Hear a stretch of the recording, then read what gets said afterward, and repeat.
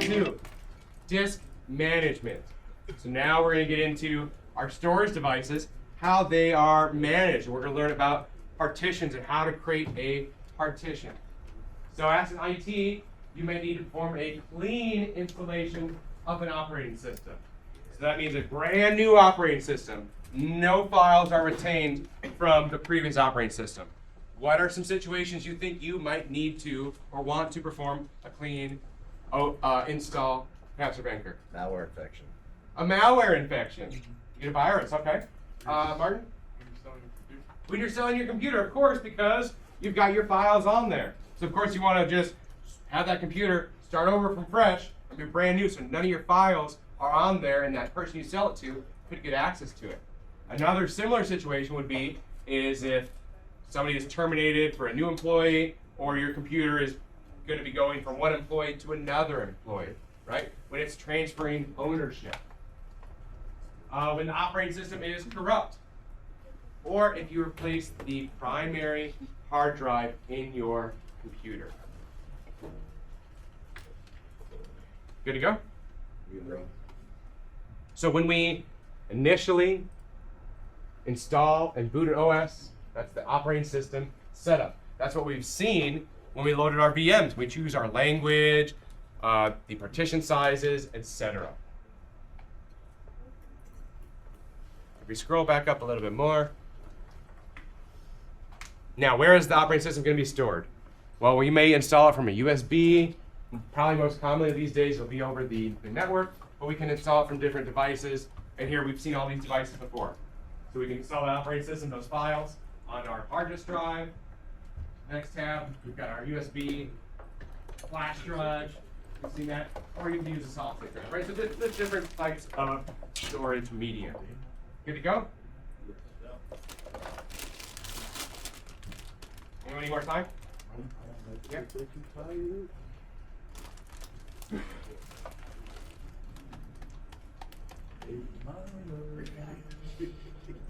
Catch a hit, man.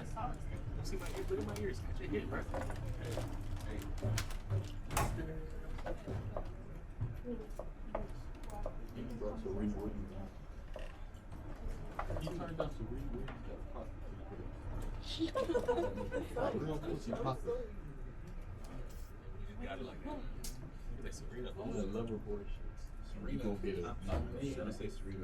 Greatest woman of all time. Greatest woman of all time. That's a push. That's a women of all time. That's a ew. What do you say?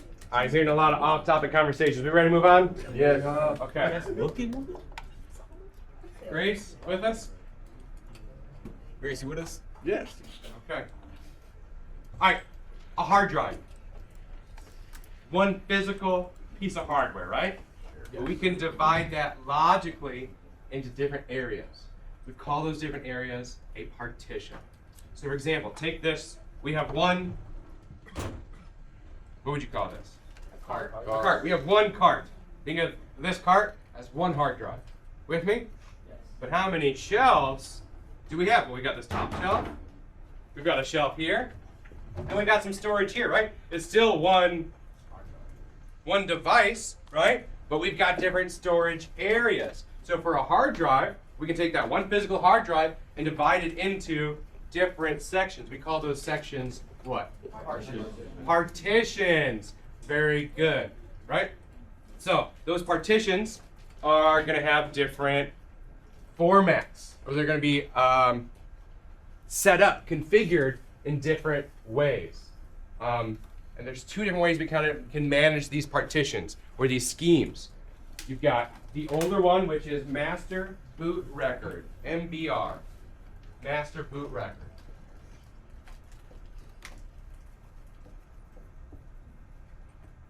The newer one is GPT, or GUID Partitioning Table. Global Unique Identifier Partition Table. So see, those are the two different ways, right, that we can take a hard drive, and how are we going to partition it out?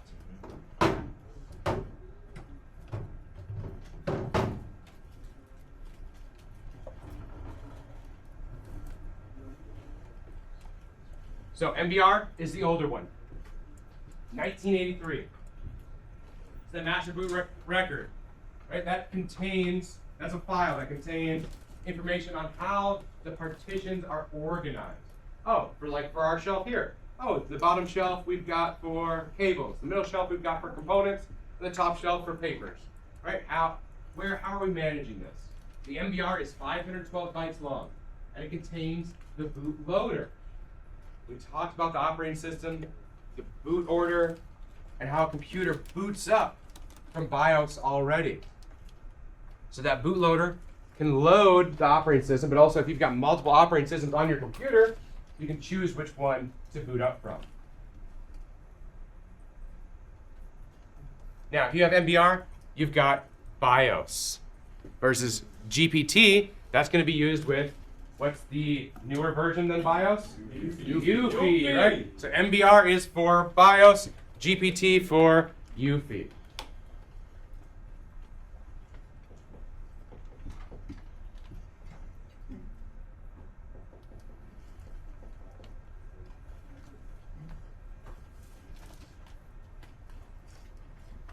Go over some basic stuff. We're going to define some terms, do some examples. MBR, master boot record, in the 80s. Max, 4 partitions, 4 primary partitions. 4? Okay. Yeah, up to 4 primary partitions.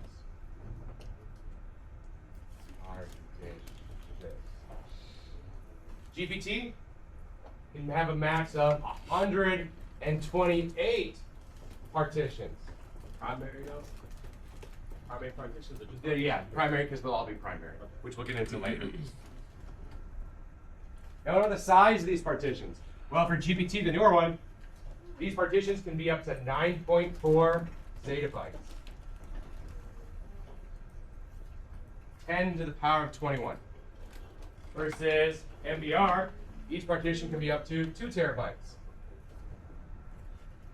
So as hard drives and storage get larger, right? Of course, naturally, you're going to want to use GPT so your shelves can be larger or your partitions can be larger so you can have more stuff on those partitions.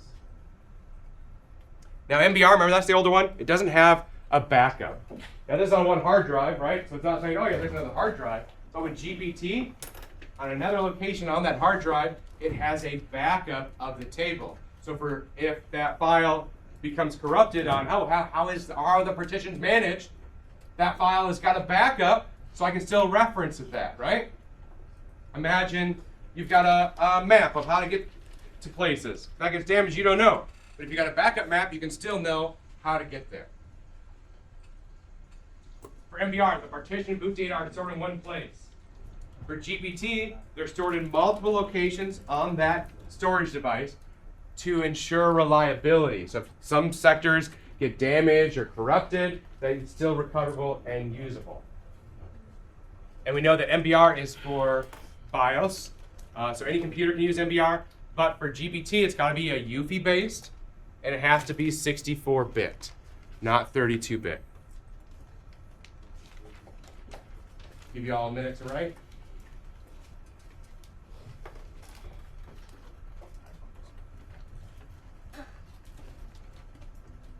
Is this making sense to everyone? Okay. Oh, it's a lot of data. If I wanted to have a 3 terabyte partition, which one could I use? GPT. Only GPT, right? Because the maximum partition size for MBR is 2 terabytes. That's not fun. Let's correct that later.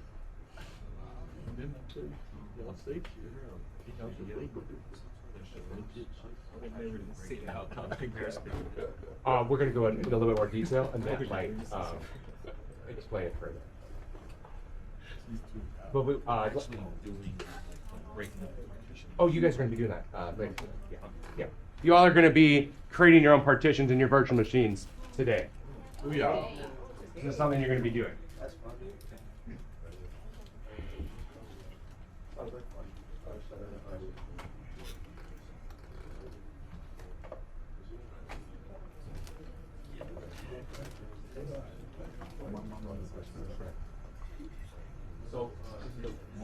Same with the last one?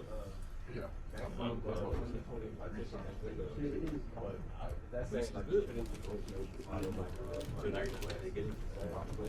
No, you could, right? It's just got to be a 64-bit operating system and UP based.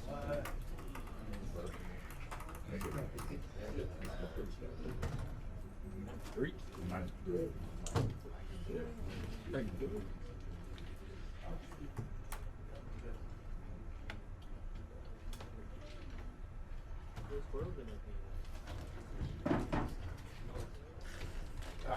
Yeah.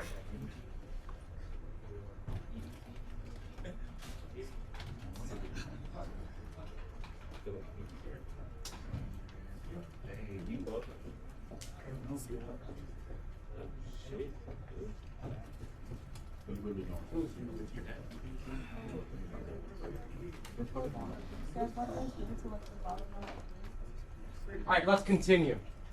Yeah. We're going to deep dive into MBR, and we're going to come back to GPT. So, we're going to start with primary partitions. MBR can have up to how many primary partitions? Four. Okay, so if I have one hard drive here, one physical drive, right? How many primary partitions can we have? Four. Primary, primary, primary, primary. Easy day? Awesome. So, what is a primary partition? Well, it contains the operating system files. It usually can be the first partition. It can be subdivided into smaller sections. Awesome. Can only be how many on MBR? Four. All right, active partition. That's the next thing we need to define. This is only something on MBR.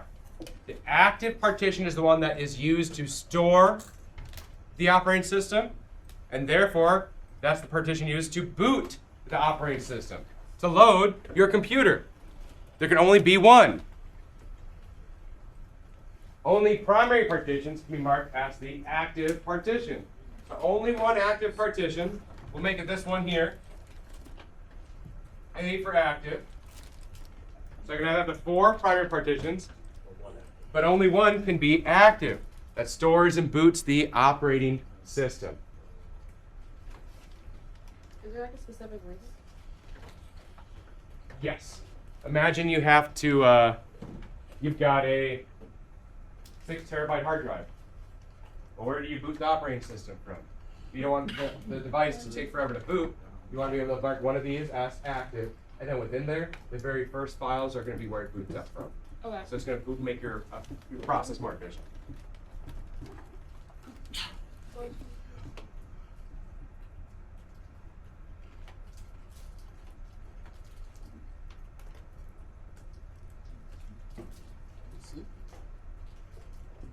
You may be thinking that, Mr. Novak, on my computer, I feel like I have MBR. I feel like I have more than 4 partitions on there.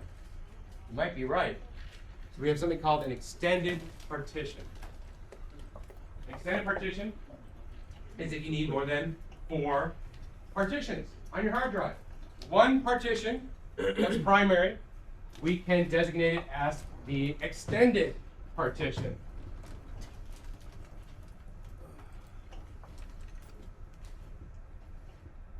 One of the primary partitions can be designated as the extended partition.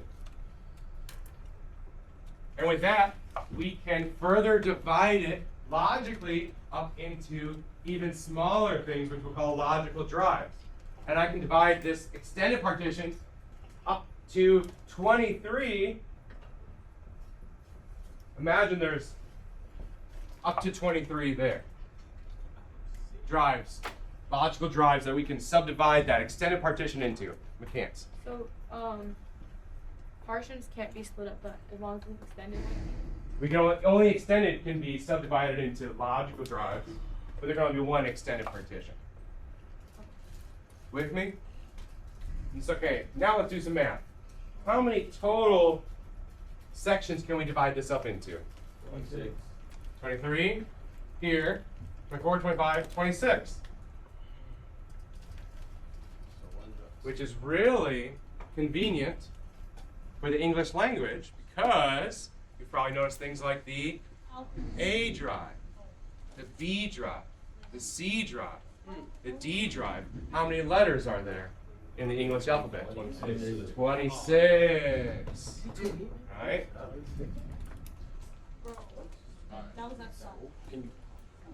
Pause for a second, Jackson.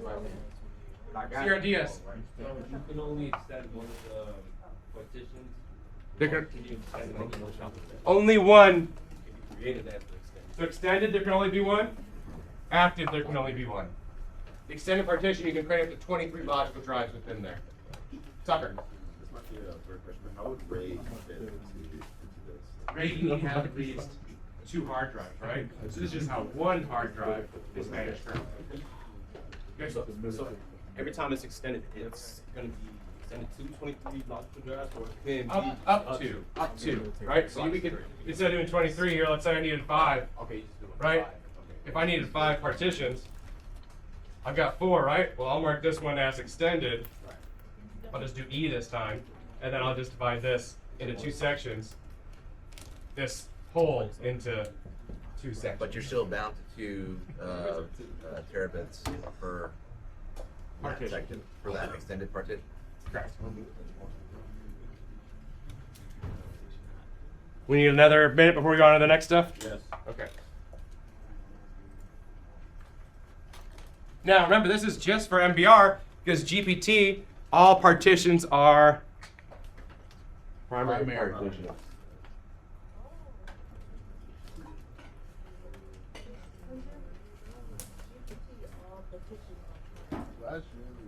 On MBR. 22. On MBR. GPT.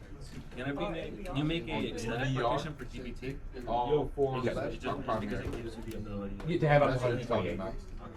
So you can still do a lot more. Be right. Look right up there on the board. 4 of them, all primary. Martin? NBR, not the other one.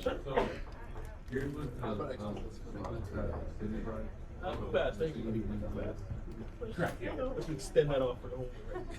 5, 6, 7, 8, 9, 10, 11, 12, all the way to past.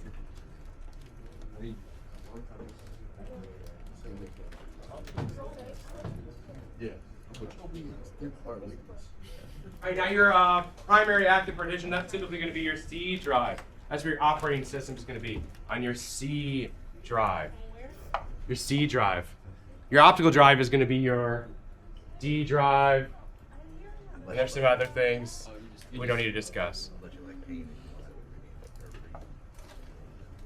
All right, so what is, we've used the term logical drive. So let's dive into that. A logical drive is going to be on our primary extended partition. It's a section of that extended partition. It's used so we can administratively separate that extended partition out even further. See, these are logical drives.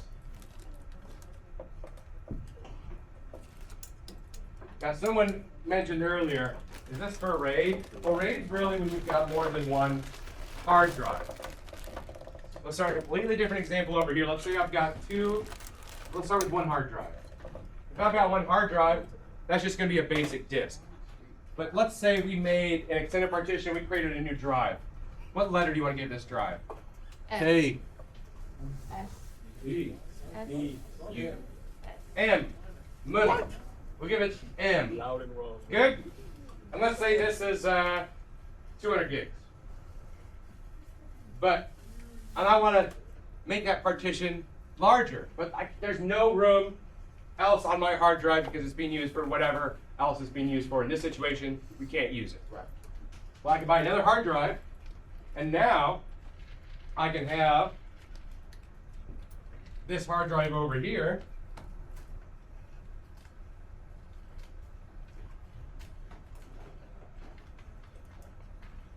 I guess brown was a bad choice of color. We got another hard drive over here, and I can make a partition. Let's say this is 500 gigs, and we'll make that a part of the M drive. But because it goes across 2 physical disks, that's going to be a dynamic disk, where that volume goes across 2 physical hard drives. On your computer, logically, you're going to see just, oh, the M drive. But hardware-wise, it goes between two physical disks. So you can have more space. So basic disk, if we click on that, that is just one hard drive, physical disk. The logical drives are on it. You can add more space. We talked about all these before. The dynamic disk, that's a volume that goes across two physical disks. The volumes span more than one. And when we partition and we format, we put the letter on it, now we call it what's called a volume. So formatting. So we've got this hard drive, this physical piece of equipment, and we need to put a file system on it. A file system. Well, you can file things differently. You could just throw things sporadically. Hopefully not. That's not the military way. You could do it, maybe you organize your books alphabetically by book title. Another way, you could do alphabetically by author. You could do by size. You could do by, oh, I've read these books, I haven't read these books. There's a lot of different ways you can organize things, right? So when we formatting a hard drive or a partition, it's putting a file system on it, which we'll get into a little bit later. But first we need to check our understanding, or do we need more time to write? Let's check our understanding. Yeah. This process prepares a file system in a partition for files to be stored. Formatting. A data storage medium that can be electronically erased and rewritten. Flash memory. There can only be one per hard drive, but it can be subdivided into smaller sections. Extended. And we call those extensions logical drives. It can be up to 23 in that extended partition. What uses high-performance flash memory to achieve fast data storage without the moving parts of hard disk drives? SSD, which stands for solid state drive. This contains the operating system files. There can be up to 4 per hard drive, and it cannot be subdivided into smaller sections. Primary partition.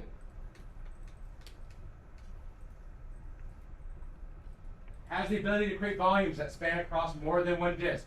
The size of the volumes can be changed after they've been created. Dynamic.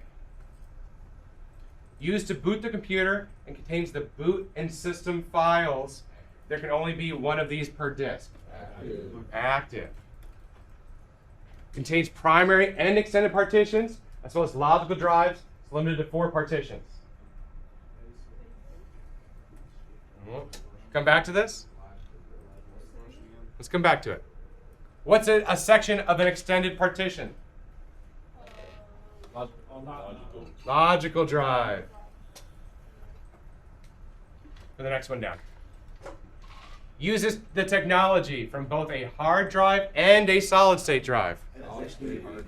SSHD, solid state hybrid disk. Alright, so I got basic disk. Is that what we want for contained primary and extended partitions as well as logical drives? It's limited to 4 partitions.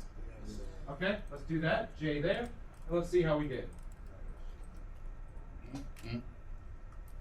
Very good. Questions? All right. So the file systems we talked about. When we format a hard drive, we format that partition. Formatting, we're putting a file system on it. Now the file systems are important because different operating systems, different computers use different file systems. For example, a CD uses what's called CDFS, compact disk file system. Your hard drives, your other storage, are going to use different ones. So you have FAT32, or File Allocation Table 32. For FAT32, your partitions can be up to 2 terabytes. 2048 gigs, which we'll talk about in CCNA. This is the default file system for Windows XP and earlier. So if you're born in the 1900s, the late 1900s like me, Windows XP, probably we're using FAT32 because that's the default for XP and earlier. Good? NTFS, new technology file system. In theory, this can do up to 16 exabytes per partition. It has security features, has extended attributes that we'll talk about. Windows 8.1, Windows 7, and Windows 10 automatically create a partition for the entire hard drive when they install and is for NTFS. So Windows 7 and newer is NTFS. Some of you probably don't even remember Windows 7, I imagine. Do we all remember Windows 7? No, some of us don't. So new technology, right? You may think, oh, Windows 7 is old. But no, just think in your head, right?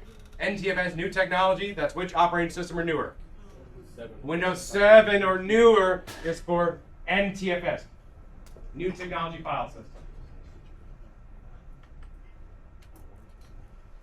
Now, so when you're installing Windows, what it does is it creates an entire partition for 7, 8, and 10 that it's going to be NTFS when this installation process begins.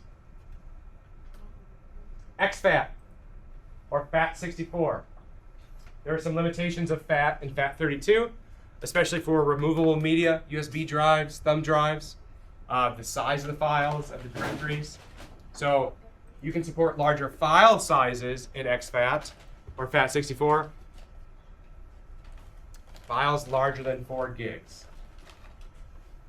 Now your partition size in FAT32 could be up to 2 terabytes, but here we're talking about the actual individual files, right? In FAT32, couldn't really be bigger than 4 gigs. Here now those files can be bigger than 4 gigs, which is super useful because you probably have several files on your computer that are larger than 4 gigs.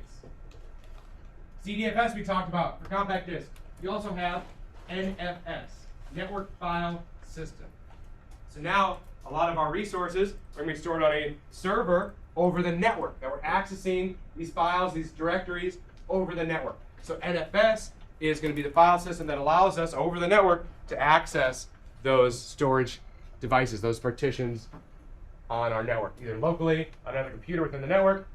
And this is an open standard, which means anybody can use it. Questions? More time. Okay. Here is that brown mark.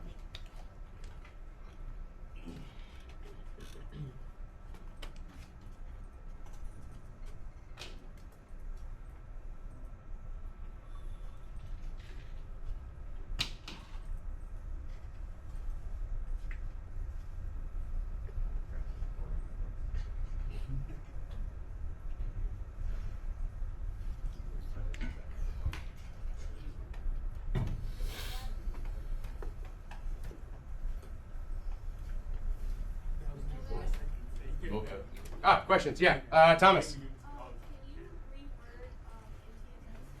NTFS says new technology file system. Windows 7 and newer, those operating systems, the file format they use is NTFS.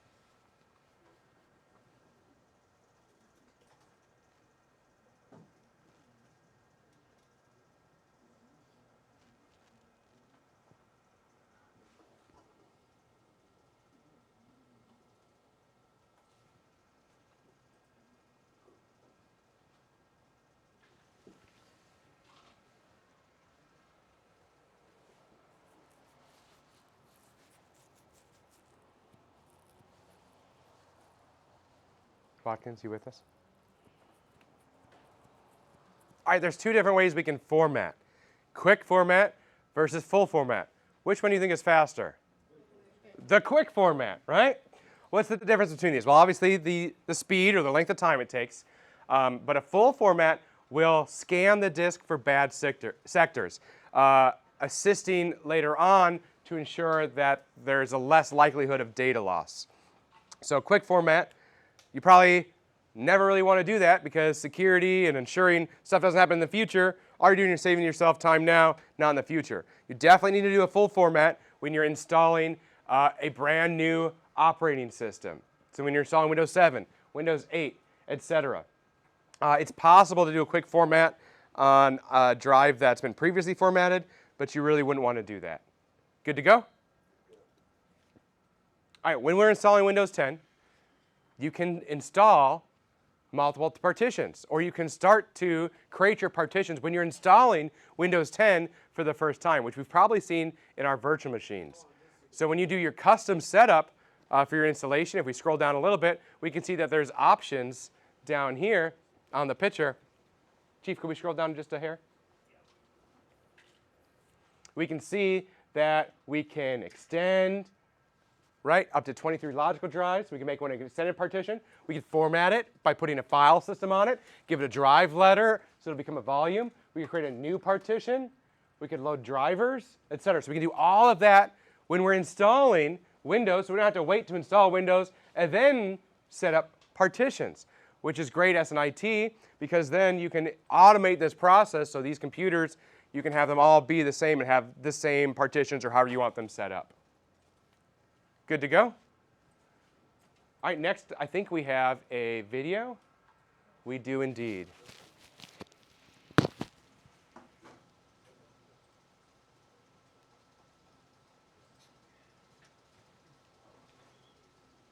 Yep.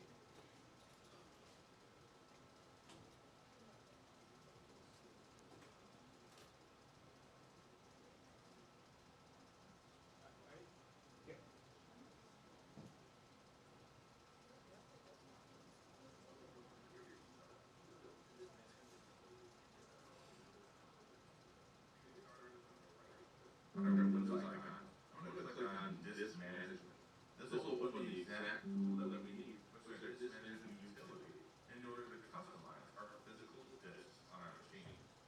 Now, in this tool, we get a lot of options. We can see the drive status. We can see what type of file system we're using. We can even extend partitions to make them larger, split partitions to make them more partitions, even assign drive levels like C, X, and more. On top of that, when we add in physical drives into our machine, it will appear in this list. Then we can format that and get them up and running for use. So for us to get started, what we're going to do here is take a look at our current hard drive. Our current hard drive is disk 0, which is a 40 gig drive. Up at the top, I can see that we see it's the C drive. And with our C drive, we have 25 gigs almost of free space.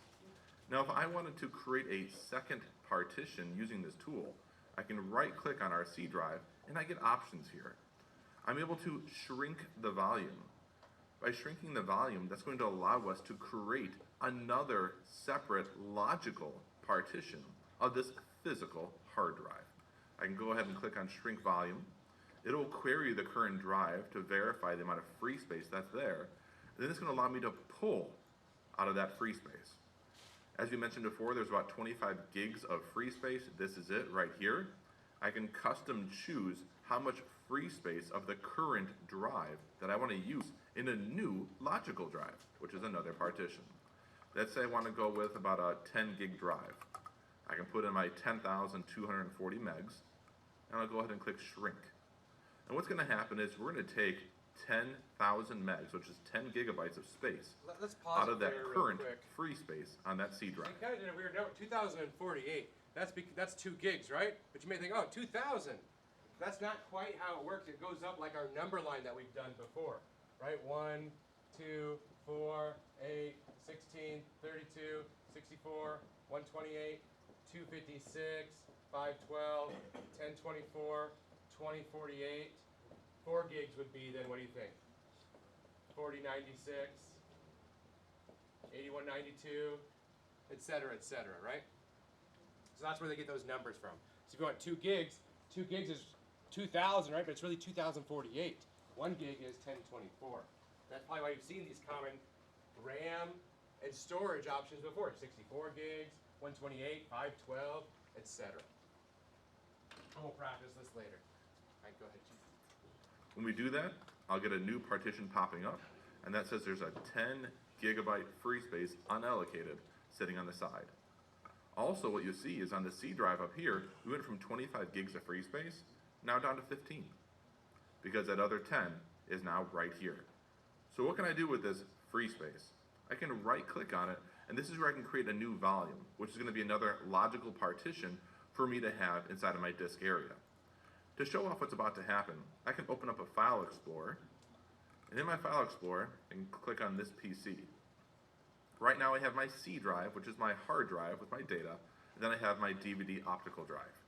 What we're about to do is create a new drive, and this is based off of the physical disk 0, but the second partition. So I'm going to right click on this new unallocated space. I'll click on new simple volume. I'll go ahead and click next. I'm going to use the entire 10 gigs of unallocated space. And then I can give it a drive letter. How about we make this the X drive? With the letter being assigned to the X drive, we now get to choose the file system. The NTFS file system allows us to have larger sized files, as well as security with permissions and compression. So we're going to keep that. If I wanted to change the label of this, which we can put as backup drive or file drive or you name it, we can put it there. Also, we can leave the default of quick format. Quick format skips the checking of bad sectors when you do formatting. We're going to leave that on, which is the default just for speed.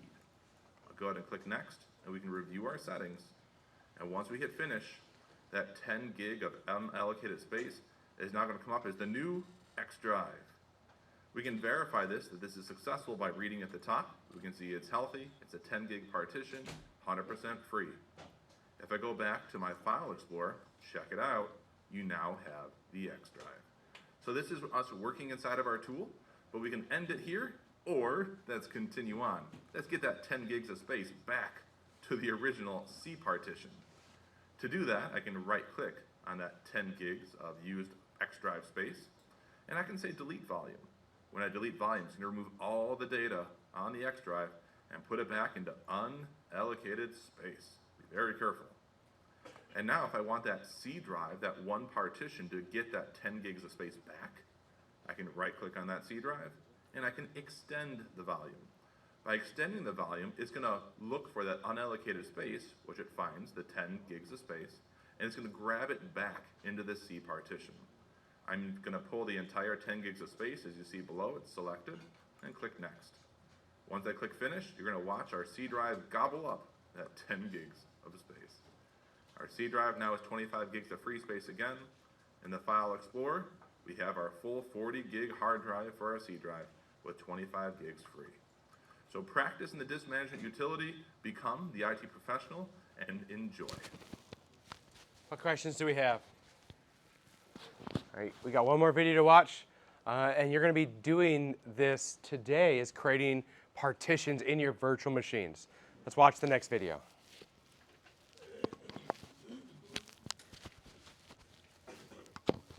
Hello everyone, let's talk about multi-boot.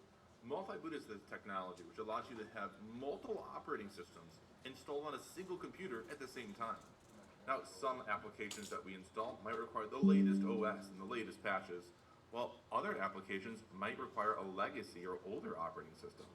By using multi-boot, we can have all that on one machine. So to start out, one of the first things we need to discuss is having a second partition available.